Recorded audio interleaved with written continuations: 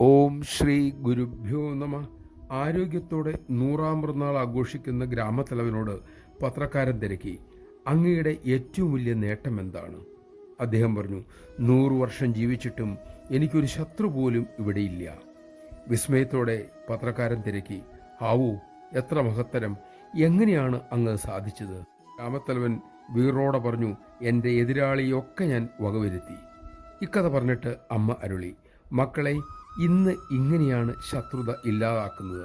പുറത്തുള്ള ശത്രുവല്ല അപകടകാരി, അകത്തുള്ള ശത്രുവാണ്. പകയും വിദ്വേഷവുമാണ്. ആ ശത്രുവിനെ വകവരുത്തിയാൽ പുറത്തുള്ള ശത്രുക്കളും സ്വാഭാവികമായും ഇല്ലാതാകും. അല്ലെങ്കിൽ ലോകജീവിതം ഇനിയും കൂടുതൽ കൂടുതൽ ദുസ്സഹമാകും. നമഃശിവായ. സേവ, മന്ത്രജപം, ഇതാണ് ആന്തരിക ശത്രുവിനെ തകർക്കാനുള്ള ഒറ്റമൂലി. ഈ ഒറ്റമൂലി പഥ്യത്തോടുകൂടി സേവിക്കാൻ നമുക്ക് സാധിക്കട്ടെ. അതിനുള്ള വിവേകത്തിനായി നമുക്ക് അമ്മയോട് പ്രാർത്ഥിക്കാം.